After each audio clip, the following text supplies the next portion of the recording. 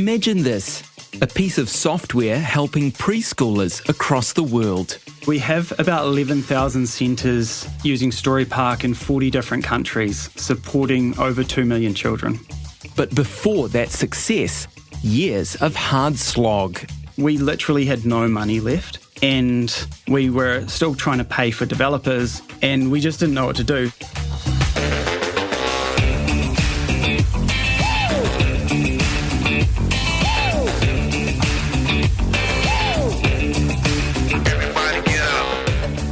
Kia ora, you're listening to Imagine This, the podcast where we talk to inspiring and imaginative people here in Wellington about how they are bringing their business dreams to life. My guest today is Jamie MacDonald, the founder of Storypark. Hey, Jamie. Hello. So, Jamie, when we were growing up, parents would send their kids off to preschool in the morning and they'd pretty much have no idea what was going on there. Maybe the kid would come home with a nail hammered into a piece of wood or something like that. Tell me about what Storypark does and how you're helping parents to know what's really going on. Storypark's a way for teachers to share the learning that happens every day at an early childhood centre. We've got about 10,000 centres that use it all over the world. Most of them are in Australia and then New Zealand, and then we've got a growing kind of customer base in Canada and North America. Teachers use it to collaborate with each other and to plan for children's learning, setting goals and working with parents to capture sort of the aspirations for their children, and then being able to share that sort of back home and then get the parents' engagement. So it's really a big part of Storypark is that two-way communication to create a reciprocal learning kind of story for each child so that the community can come around and best support that child's unique learning and interests and strengths. That's awesome. And so is this based around a piece of software that parents have access to? Exactly. Storypark is a website and iOS and Android applications. So the family members typically use their phones to log into the Storypark app and get updates every day from the centre. So they'd get everything from bring your sun hat tomorrow, it's going to be a really hot day, to there's a grandparents sort of event on this weekend, to a working bee, etc. And then of course the stories about their children's learning. So parents will be updated at work and they'll be like, oh cool, Cora has been playing in the sandpit and she's been building relationships with her new friend Liam, and then the parents will sort of get to see that, and then they can engage back and forth with teachers, and then children can actually use it as well. So we've got a feature called Child Mode where children can reflect back on their own learning, and they can record their voice over their own stories and their own artwork. So I think typically you might come, like you said, you might come back with a block with a couple of nails sticking out of it. My boy Kingston does this all the time. They've got a really cool sort of woodworking type area, and he comes back and you sort of ask him, okay, what is this? Because if you've just got this object, you don't know, but the planning that went into it, but he'll tell you that it's a crocodile and that, and all this. So you can actually record that and then put that onto Storypark as well. So where did the idea come from? My mum was running an early childhood centre in Gore, and she'd run it for about 20 years. She already had a website, but she was looking to create a more two-way communication channel with the parents, because there's all this awesome stuff that was happening every day with the teachers, and the parents would only get a little glimpse into what was going on. They'd have a physical profile book that would have photographs and stories written in it, but it would go home, once a term, and then it would get lost or wouldn't come back and all that sort of thing. So Mum was really looking for how can we sort of open up a window into all the awesome things that go on every single day and all the amazing work that the teachers are doing. So at the time, I was working as a web developer and designer. So she came to me and she said, can you build me this website? And what I ended up doing was effectively just building blogs for every single child, and gave her a way that she could just set up blogs that were password protected. And she used that for about 6 months, and she came back with just all this amazing feedback saying, how the parents were actually the parents just loved it because they got to see what their children were doing. But there was all these these surprises. Like the teachers were feeling more recognised, like their work was actually, being valued by the parents, and they weren't just seen as being babysitters anymore. Yeah. And especially in countries like New Zealand, where our teachers, our early childhood teachers, are trained, and they've all got a lot of them have got degrees, and they take their profession really seriously. And I think the public perception can be, a 3-year-old's not really learning; they're just playing. But playing is learning, and the way that teachers craft an experience is so intentional and sort of scaffolding learning to help a child really pursue their own unique interests and strengths. So there's all this really great sort of recognition and backwards and forwards, and there's some cool stories that came out of it as well, like that probably would have never happened. So there was an uncle who was living up north, and he came down to live nearer his nephew who was going to the centre, and he'd already seen stories going up on Storypark while he was up in the North Island. So he knew that his nephew was interested in water play and using hoses and things in the sandpit. And this uncle happened to be a plumber. So completely unknown to the centre, he shows up one day with a van full of pipes. And he's like, hey, I have all these pipes lying around. Would the children like to use these? And so this one story turned into a whole centre learning experience where the children were able to use these pipes, understand a little bit more about plumbing. They actually ended up going under the centre, and they got to see how the plumbing for the centre worked. So it was just this one photograph that would have probably never seen the light of day if it hadn't been shared on this early version of Storypark. And it just opened up so much more richer learning experiences. And then that uncle became part of that community, and he started building relationships with the teachers and things. So it just created such a richer experience for everyone. So you realised that you had something here that could be scaled massively. What was the next step that you took? Yeah, well, Mum said to me, this is great. And so obviously I saw there was an opportunity. I saw a lot of value. At the time, I wasn't thinking about turning it into a business, but she kept coming at me with feature requests. And she's like, so the backlog that I was building for her was getting quite long. So instead of building it for her, I saw there was an opportunity to share that value with other centres. And, I had no idea that we would be impacting millions of children all around the world at the time. But I did see an opportunity, and Mum really loved it. So the website was obviously a success. How did this become a business? Yeah, so we saw this opportunity to scale the value. And at the time, I was working as part of a network of freelancers. And from that network, it was called Inspiral, one of the people I was working on a project with was really interested in the idea as well. So we pulled together a founding team to build some software that could scale, that wasn't tied to my mum's website. So with this early founding team, we started building this software, and we raised a little bit of money. My mum put in some money herself, and we had a little bit of private investment that got us another developer on board. And we started to build out what Storypark, at the time, it was called Storyjar. But yeah, we started to build out a platform. It was mostly about, can we build something that lots of people love and lots of people get value from?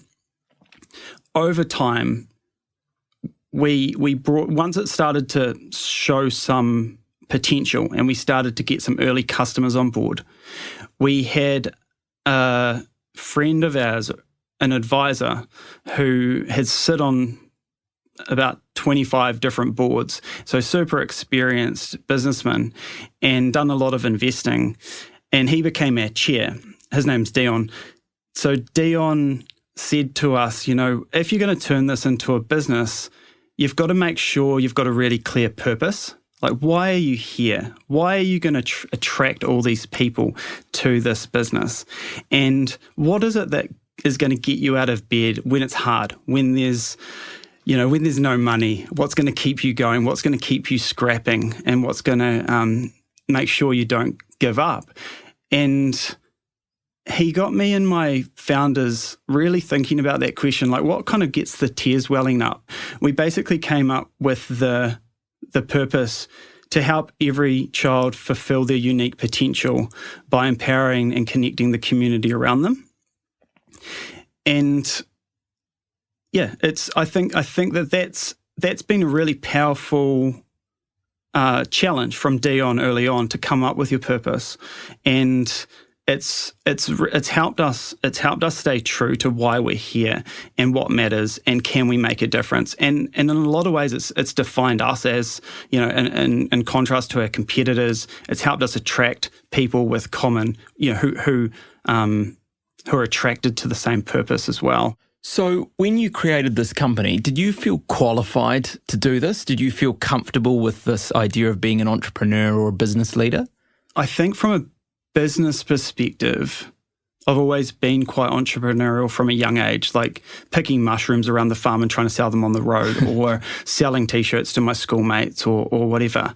But did I feel qualified in this space in software for early childhood teachers? No, not at all. I think building software, I felt qualified enough. But for early childhood teachers, it actually, is quite intimidating because they're professionals. They know what they're doing. They're really specific about how they work with children. I had so much to learn. And, my co-founder, Peter, his mother said, so she's actually got a background in early childhood as well. So she's been in early childhood for about 40 years. And she said to us early on, know you don't know, and surround yourself with people who do. And I think that was really important for us to always stay humble and just go, actually, we're just kind of software computer designy guys. Like we're in an office somewhere and we're building this thing for quite a different demographic of people. And we've really, we've got to make sure that we're humble. We know what we don't know, and to go out and sort of seek out, what matters and what's important to our customers. So how did you get your initial clients? Did you have to go and bang on the doors of early childhood centres or what? Fortunately, all of our mothers were early childhood teachers, just by chance. And one of my co-founders' mums had this really big network of early childhood teachers and professionals. She was actually training teachers at Vic Uni. So she introduced us to some early customers, and those early customers introduced us to more customers. And over time, we just started to pick up these. Initially, they were pilot customers, and they were just, they were willing to be test cases. So we weren't charging them anything, and we would go in and we'd talk to them and we'd work with them and would understand what most important problems were to solve and that sort of thing. But we eventually got this one customer we got this pilot with this one customer that had a total of about 280 childcare centres. Wow. And they were actually trialling a competitor product at the same time. And they decided to try our product, and we got it in there and they loved it. And then they decided to roll it out over the next year or so. So that gave us, pretty good market presence across the whole of New Zealand. And then fortunately, that customer led us to another customer in Australia. So they had, because they were a large network of centres in New Zealand, a large network in Australia had their operations person come over to New Zealand for a visit to see how they were running things here. And our and the CEO of the New Zealand business said, well, we use Storypark, and this is one of the things that we do to, to keep our parents engaged in the learning that happens at all of our centres, and it's really great. So that gave us this opportunity to start a pilot with a big network in Australia. Just so happened that network had about 600 centres over there, which gave us great presence in Australia, and with centres in each state across Australia. So it seems like this wasn't a particularly hard sell. It seems like a lot of people got the idea straight away. Was that the case? No, I think it definitely took a lot of piloting, and there was a lot of nervousness about privacy, sharing children's photos online and that sort of thing. So we had to work closely with professionals as well to make sure we had good cyber safety policies and those sorts of things in place. It did take a while to get it off the ground, but once customers started using it and once they started getting that feedback from parents, there was like an aha moment or something clicked, and they're like, "This is so valuable. How do we roll it out?" So it did become more of a. I think when you're trying to sell it initially, there was a bit of nervousness about the unknown or something that's new, and some teachers were resistant to technology and that sort of thing. But once they saw the value in that interaction, it took off. What were some of the early challenges that you faced in the business? Early on, we had no money. So we put in about $10,000 each ourselves to kick it off, and my mum put in about $25,000. So that was enough to pay a developer for a couple of months, and it was enough to get us sort of an early prototype. But very quickly, our money was running out, and we were at one point we realized we needed to raise a little bit more money to keep this thing going, and we started to pitch to these investors. They were really interested. They thought there was a lot of potential. And it took us probably about 3 months of sort of building this relationship with them to finally, with all this excitement, until they finally just went quiet. And we're like, oh crap, this was like, we literally had no money left, and we were still trying to pay for developers, and we just didn't know what to do. So I actually was about to throw in the towel. I applied for a job, and I went in for an interview, and they said, okay, cool, we're interested. Come in next week and talk to HR. And so I was like, this is over. I'm going to take a job and maybe keep it going on the side or whatever. But I was just like, this just, not sustainable. And then my co-founder, Peter, gave me a call, and he says, hey, I've got this investment lead. Like, are you able to come out to the hut to talk to this guy quickly? And I was like, okay, cool. Let's go. And so we go out to this early childhood centre, and we meet with the CEO of this network of centres, and he's like, hey, I like your product. Do you need some money? And we're like, yeah, we need money. We're in this tiny little room, and we're like sweating, and it's like super hot and everything. And he's like, well, yeah, I like your business, but it's a bit of a punt. I'll have a think about it. And we're like, okay. And so that was it. And we just left. And then next thing we get a call, and we're like, hey, this guy's going to send his finance person down on Sunday. Are you able to meet with him? And so we end up meeting with the finance person, and then he's like, yeah, cool, we're going to invest. So we basically got $500,000 within the space of a week. And just because the guy who invested loved our product and used it. So how do you feel now when you look back on the fact that you were just about to throw in the towel on this whole thing? Yeah, it's crazy. I think there's lots of moments like that where you could give up, and then just something happens and something keeps you going. You hear of this in business all the time. I think so much is about timing and and then just being open to opportunities as well and putting yourself out there. So what would be your advice to someone who's in that position, who is just hanging on by the skin of their teeth and is like, I don't know how much longer I can keep this dream alive? It does depend on how much you believe in the idea. But if you really believe in it and if you're really passionate, then I think do whatever you can just to keep it alive. And then, and just keep looking for opportunities, keep talking to people, stay open, and, you never know what might come along. You had to become a leader. You had to learn how to actually manage people and bring them along on this journey as well. What were some of the challenges around your relationships with people?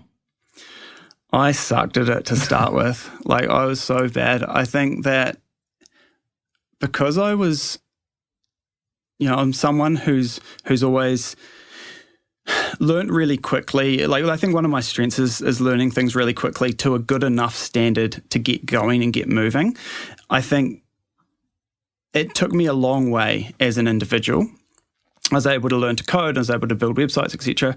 But when I actually had to learn how to lead other people, and I had to learn, like, that was just a totally different experience, because I think I like to control things, and so I like to do things the way I wanted them to be done. And when other people try to, they have this thing called free will, and they try to do things their own way, and it's not the way you want it to be done. Yeah. It can be a little bit challenging at times.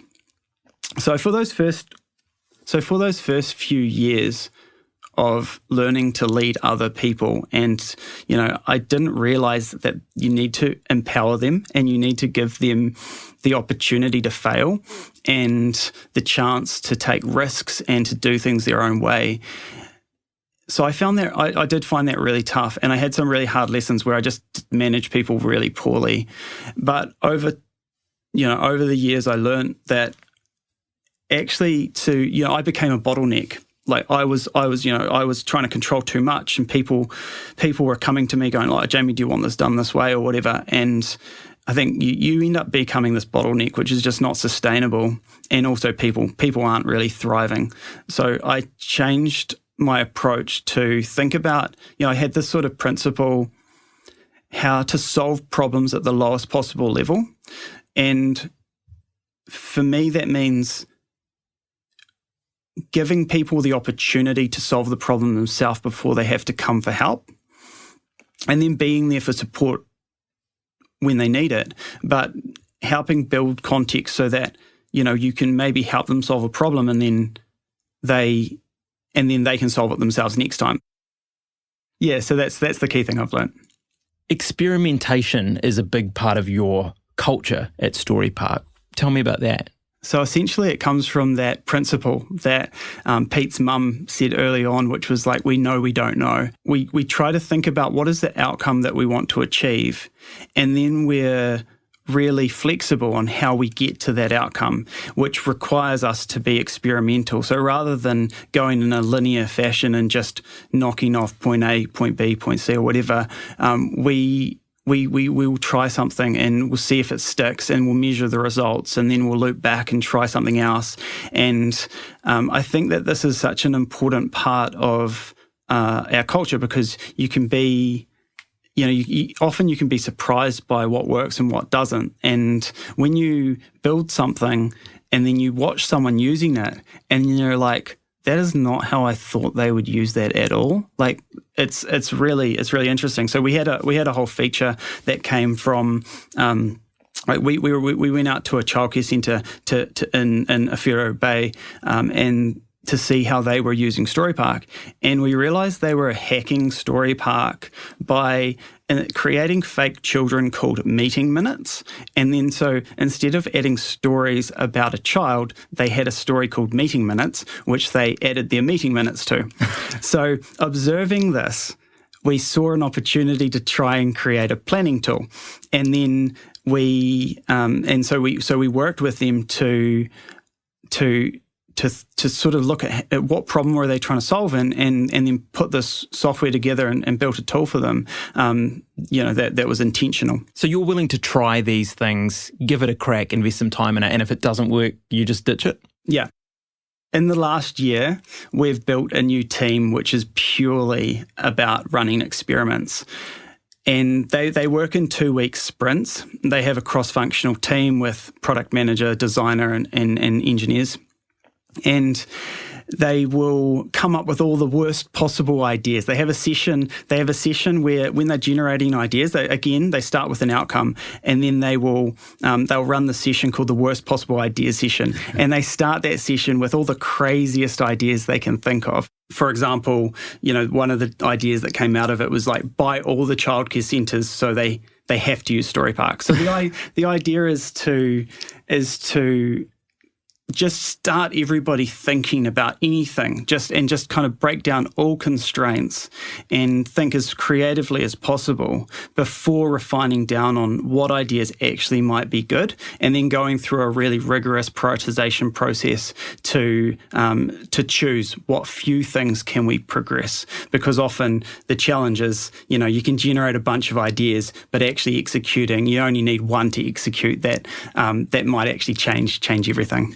You've got a really successful product. Why is it important to keep striving to refine and develop your product, even if it's successful in a conventional sense? Because the world's changing so fast, there's new technology emerging, there's new competitors emerging, and it's important to continually add value. So we've got a subscription as a service model. So what that means is that our customers are expecting us to stay relevant and to keep improving our product and increasing the quality of our product and adapting to how they're adapting, especially in the last few years through COVID, our whole customers' workflows have changed. So we've had to listen and adapt to make sure that we're relevant. You moved to Wellington many years ago to be part of the tech community here. Has that been part of the success of Storypark? Yeah, absolutely. I think being in Wellington has given us the opportunity to be amongst other people in tech and to hire the talent that we need to be able to build a business. And I think also having examples of successful tech companies like Xero coming out of Wellington has really given us this belief that we can achieve that scale and be successful as well. Storypark is now all around the world. Tell me about where this product has ended up. Yeah, so we have about 11,000 centres using Storypark in 40 different countries, supporting over 2 million children. Wow, that's pretty impressive. How does that feel for you? It's amazing to think that something from my mum's centre in Gore could really just scale across the world. Earlier on, you talked about what makes you tear up, what actually moves you. What moves you now at this point in your journey? We're living in this crazy time where there's so much uncertainty and challenges that we haven't seen before. I'm really concerned about things like mental well-being, especially in teenagers, and then obviously going on into adulthood. And I don't think we're preparing ourselves and our younger generations to be resilient enough. I think early childhood has so much leverage. If we can help support our youngest people to grow up and be resilient, have a strong sense of belonging and a community around them, I think that's it. That's the way we have the most hope for the future. And that's a pretty hopeful place to end this conversation. Jamie MacDonald, thanks so much for your time. Thank you. Imagine This is brought to you by Wellington NZ. Check out more episodes right here or wherever good podcasts are found. See you next time.